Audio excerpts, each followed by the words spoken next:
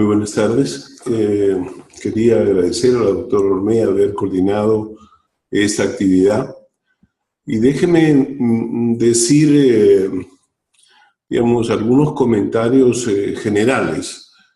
Por ejemplo, en el mundo de la medicina tropical, nosotros nos encontramos que en los últimos 20 años hay solamente 8 a 9 productos nuevos. Todos ellos, excepto uno, vinieron de la medicina veterinaria. O sea, las drogas que usamos fueron inventadas y desarrolladas para resolver problemas de animales y después pasó a la salud humana. No hemos tenido oportunidad de desarrollar productos farmacológicos modernos propios para atender enfermedades de seres humanos en esa área. La segunda consideración que es importante es que hay diversas situaciones, y ustedes han escuchado durante esta mañana, todas las opciones que uno tiene. Y nosotros en el área de educación siempre partimos de la práctica del día a día. O sea, el instituto, una de las fortalezas que teníamos de que se fundó por el profesor Lumbreras y después con la dirección de Humberto Guerra, era defender lo que se hace todo el tiempo, es decir, los pacientes eran parte de la fuente importante.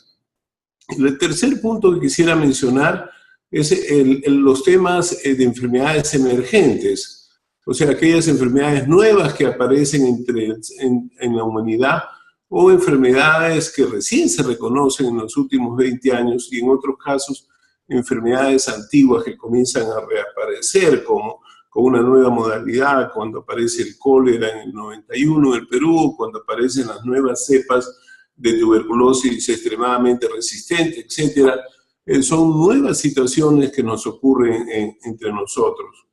Una de las cosas que es importante es recordar de que existen episodios todo el tiempo, es decir, hay enfermedades entre animales en muchos lugares y la Amazonía peruana es una de las áreas importantes. Y entonces estas episodias ocasionalmente saltan hacia el ser humano. Y vamos a ver algunos modelos que son importantes, como el consumo de estos nuevos animales, estas nuevas mascotas, etcétera, comienzan a ser fuentes de nuevas enfermedades. Y finalmente el ser humano ha cambiado en los últimos tiempos, porque una de las consultas, por ejemplo, a propósito de lo que conversaba la doctora Coralí García, es que los pacientes con cáncer, los pacientes con SIDA, buscan tener un acompañamiento. Y la pregunta es, doctor, ¿podré tener mi mascota, etcétera? Y entonces comienza a aparecer un nuevo problema. Es un problema de tener animales en contacto con personas extremadamente inmunodeficientes. Entonces son cada vez varias situaciones que nos obligan a nosotros a hacer reconsideraciones y la necesidad de trabajar en conjunto. Cuando uno mira, por ejemplo, cada año hay nuevas enfermedades, o sea, cada año uno comienza a mirar, y cuando uno mira las enfermedades que aparecen cada año, siempre la mitad de ellas son enfermedades zoonóticas. Concepto importante, pero esto no solamente es en América Latina. Cuando uno mira en la humanidad, en el Asia, por ejemplo, igual, las enfermedades emergentes, siempre la mitad de ellas vienen de animales, incluso en algunas veces cifras mayores de consideración son importantes. Una de las primeras consideraciones, esta es una información que Ciro Maguiña utiliza mucho acerca de las mascotas frecuentes, o sea, las personas siempre piden contacto con perros o gatos y estas son las consultas porque uno debe saber claramente qué enfermedades nos están transmitiendo. Y entonces, esta es una de las primeras listas, y ustedes ven ahí la lista de potenciales enfermedades en el cual uno puede desarrollar, especialmente, como digo, cuando uno tiene contacto. Y eso también es importante en mujeres embarazadas. En nuestro país las mujeres embarazadas no consultan cuando se van a embarazar. Incluso las médicas o el personal de salud que se embaraza, que son la mayoría son mujeres, sorprendentemente no consultan sobre su estado inmunológico y sobre experiencias previas, y por eso es que de vez en cuando vemos estas enfermedades comunes también en mujeres embarazadas, con un daño importante hacia los niños. Una de las cosas que es importante es que el tema de rabia siempre es el primer modelo que surge cuando se habla de una sola salud. Es decir, rabia comienza a ser considerada, pero sin embargo aquí quiero recordar de nuevo la lista importante de enfermedades que los perros pueden transmitirle al ser humano. Acá quiero hacerles recordar que el Perú había recibido un reconocimiento internacional por haber erradicado prácticamente la rabia canina. Sin embargo, entre nosotros, cuando uno ya comienza a eliminar, deja de hacer las cosas. Hemos sido testigos cómo se eliminó una población de perros, se vacunó a todos los perros en las calles, las municipalidades contribuyeron, y por años no hubo rabia canina en la costa del Perú. O sea, Piura y Puno eran los últimos sitios que había, pero ahora ha reaparecido de manera importante. Ha reaparecido por los murciélagos en la Amazonía, pero también en los últimos 3 años, como ya comentó el doctor Falcón, ha habido en Puno y ha habido, es más, era un hombre que fue a saludar a un familiar en el hospital de Puno y en la puerta del hospital lo mordió un perro y no le dio importancia y después murió de rabia.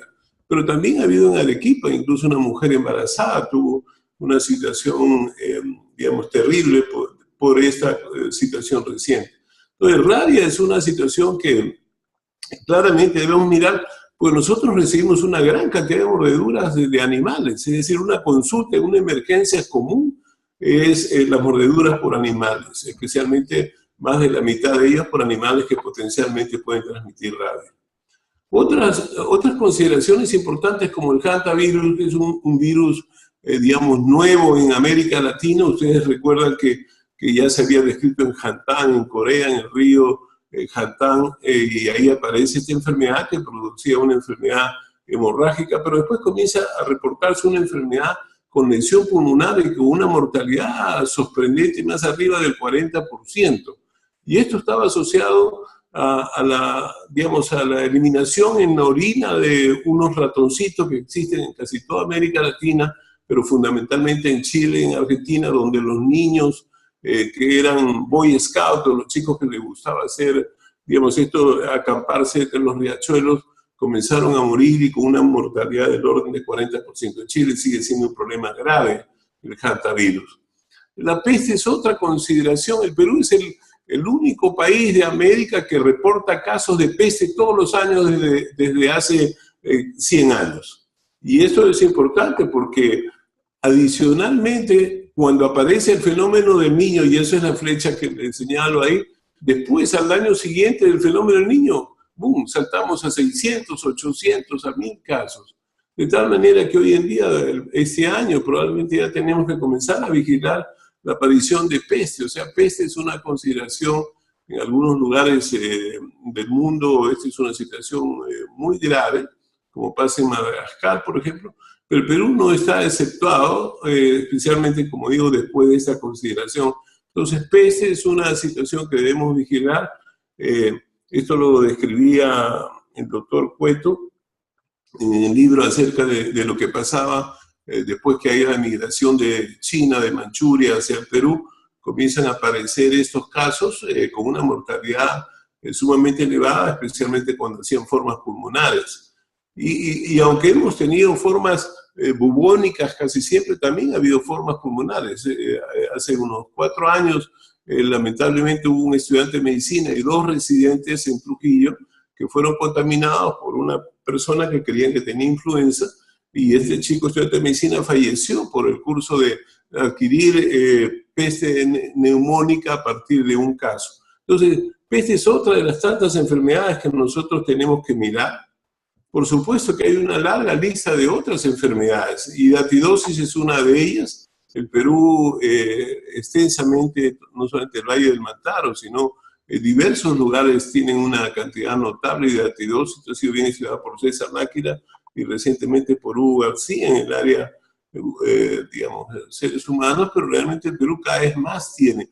Y nosotros nos encontramos con que recibimos pacientes de esta consideración, que son de necesidad quirúrgica, de un alto costo, etcétera, y algunos de ellos hacen lesiones pulmonares extensas.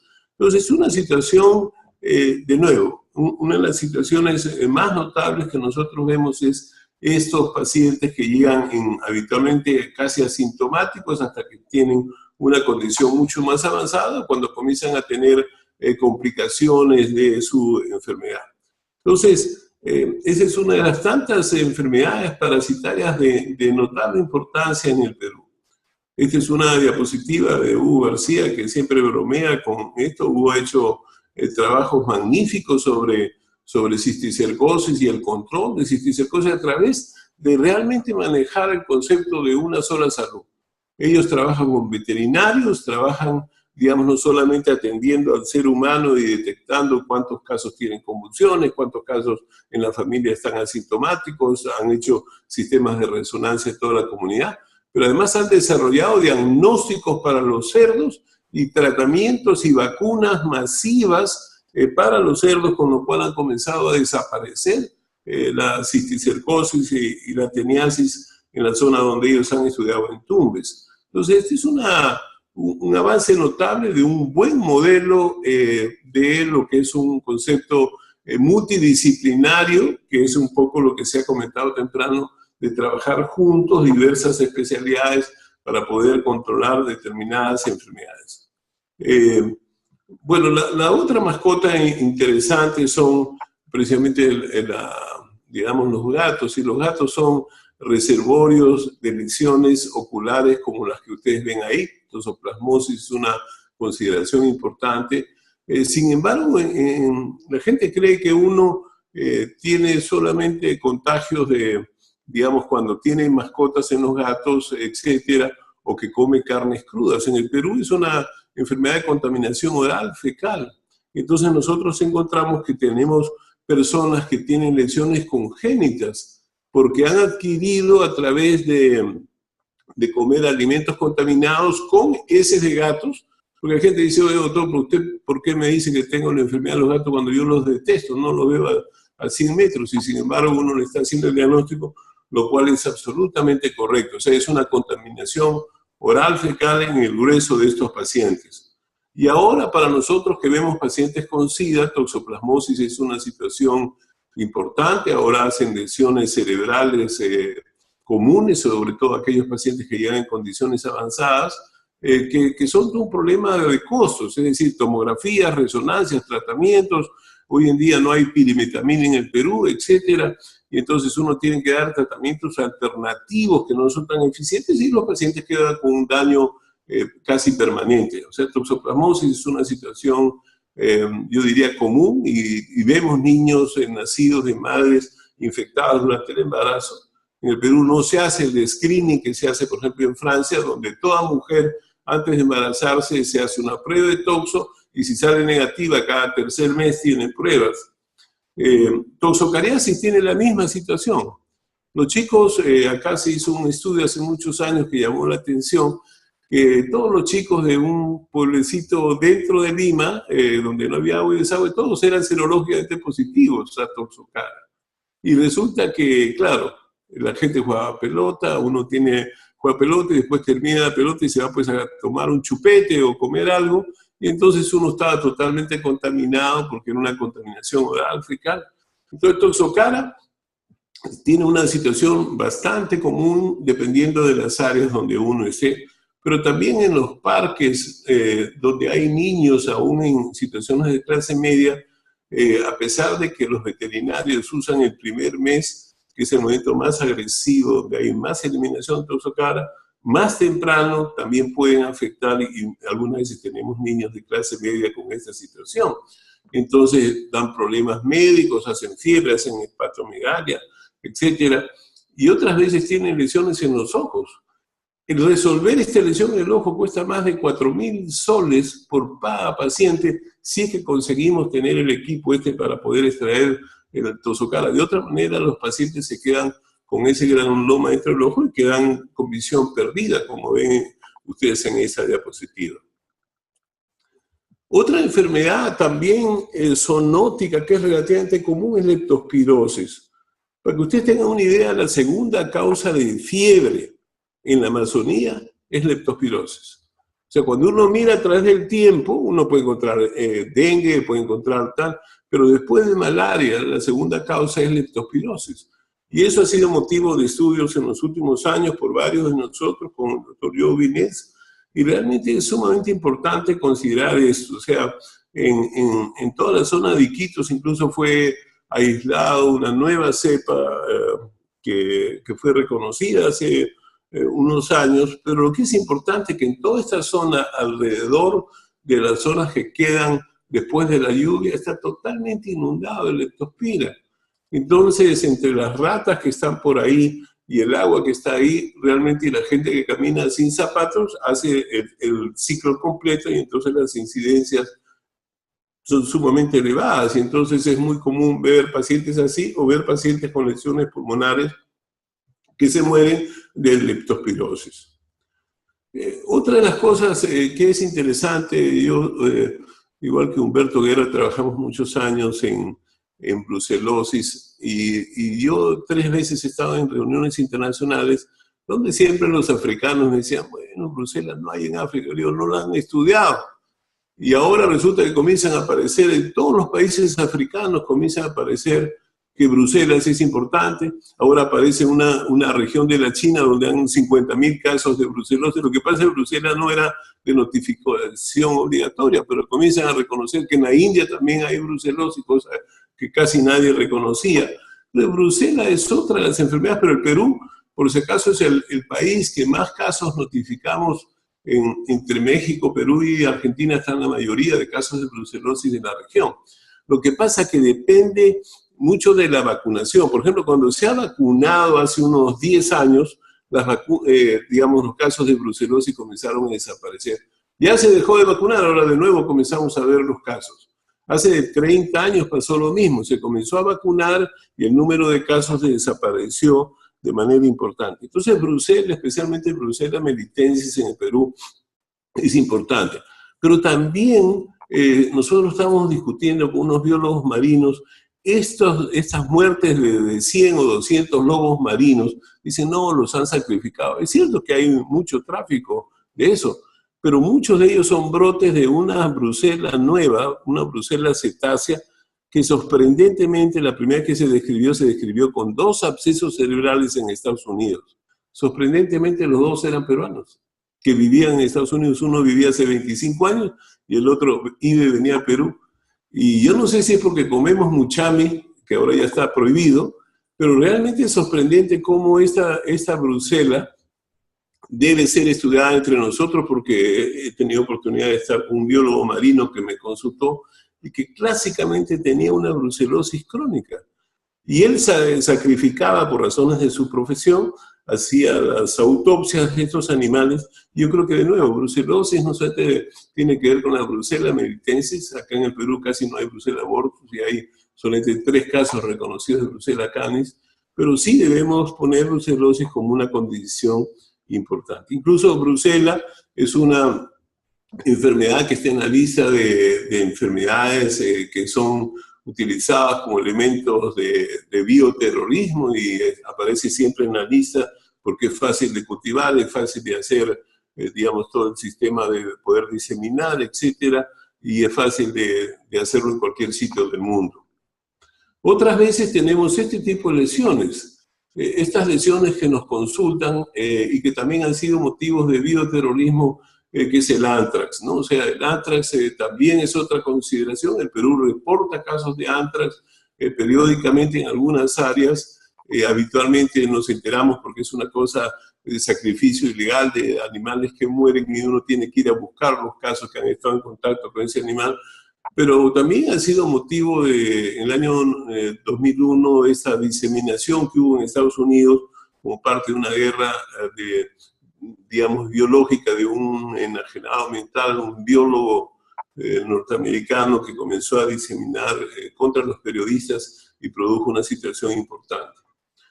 Otra de las cosas que también incluso hemos trabajado con alumnos de medicina veterinaria era Mycobacterium bovis, que ha sido, digamos, parte del Perú. Era uno de los países que más casos reportaba de tuberculosis en ganado vacuno. Felizmente se fue reduciendo, pero este es uno de los temas importantes, y las personas que, digamos, que trabajan con este ganado comienzan a hacer este tipo de lesiones verrucosas por Mycobacterium bovis. Y finalmente, tengo la suerte de que trabajamos con Angélica Terracima y ella mencionó, uno de los temas que hay es la opción de tener faciolasis entre nosotros. Felizmente tuvimos oportunidad de hablar con los chefs peruanos, porque la comida peruana famosa hace unos años comenzó a tener muchos casos de gente que, no sé si han visto cómo muchos de estos platos le ponen sus berros encima. Pero estos berros, cuando venían del centro de Perú, eran motivo de tener faciolasis. Y esto, felizmente, ellos se enteraron de esa situación. Yo hablé con dos de ellos. Ellos han cultivado ya sus propios berros, de tal manera que ahora sí son saludables en esos sitios de comida internacional, en el cual el Perú hoy en día tenemos el privilegio de ser la cocina más famosa de América. Pero faciolasis produce una serie de problemas. Los trematodos en zonas del Asia están asociados a cáncer de la vía biliar. En el Perú se ha asociado a fibrosis. Todavía no se ha podido demostrar que están asociados a cáncer de la vía biliar, pero sí a formas severas de fibrosis dentro del hígado y producen formas graves como un hematoma subdural, como es la diapositiva del lado izquierdo. Pero el mensaje acá es otro. Angélica Terracima ha comenzado a mirar cómo algunos pacientes comienzan a tener resistencia a la única droga que sirve, que es el triclavendazol. Pero resulta que las personas que vienen de Puno o del sur del Perú no tienen resistencia. Pero las personas que vienen de Cajamarca sí comienzan a tener resistencia, y es porque hay un abuso del triclavendazol en la medicina veterinaria. Y el efecto es que la única droga que tenemos para manejar faciolasis realmente es un problema serio, y esta es una de las cosas que debemos mirar. Acá está el doctor Tello con las tenias, estudiándolas ahí. Parece una exposición de espaguetis, pero son tenias. Y finalmente hay que hablar de otras enfermedades. Esto tiene que ver con la Amazonía, porque muchas veces ha habido gente que comía monos o gente que tenía monos de mascotas, y eso nos ha pasado con el VIH y nos ha pasado con el HTLV1, en el cual estos virus migran de los animales a los seres humanos. Y esto yo creo que es importante recordarlo. Este es el HTLV1, pero igual es el HIV, en el cual hay una migración de esto. Como hoy en día los murciélagos comienzan a ser, digamos, no solamente parece ser que hay como 10 enfermedades en las cuales ellos son una parte importante en el ciclo, donde muerden a animales, pero también muerden a seres humanos. El ébola es el caso más típico, donde probablemente los murciélagos han sido una de las fuentes importantes en este ciclo que no se ha podido reconocer, pero que produjo pues un problema gravísimo en el África, porque hubo 26.000 casos, de los cuales 10.000 fallecieron, más de 10.000 fallecieron, pero además fallecieron casi 1.000 personas de salud. Y finalmente todo el sistema de salud se destruyó en 3 países que ahora se están reconstruyendo, afectando todas las otras, no solamente el ébola, sino todo el sistema de salud.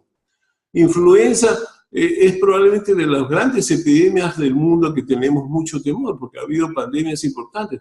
Hoy en día la gripe aviar se comienza a convertir en un tema importante y una de las enfermedades potenciales que pueden afectar a la humanidad con pandemias globales. Así que esto, felizmente, cuando el grupo de veterinarios comenzaron a estudiar las aves que podrían tener, felizmente se reconoce solamente una que migra de norte a sur, mientras que en Europa y en el Asia la migración es horizontal, y por lo tanto las chances de diseminar enfermedades de ese tipo son mucho mayores allá.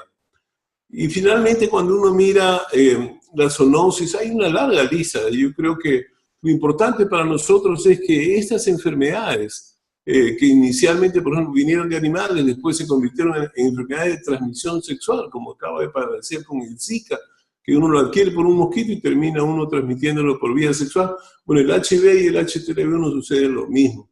Entonces hay consideraciones nuevas que nosotros debemos migrar a seguirlas estudiando, y por eso el instituto siempre ha tenido la precaución de trabajar. Hay más de 10 años o 12 años.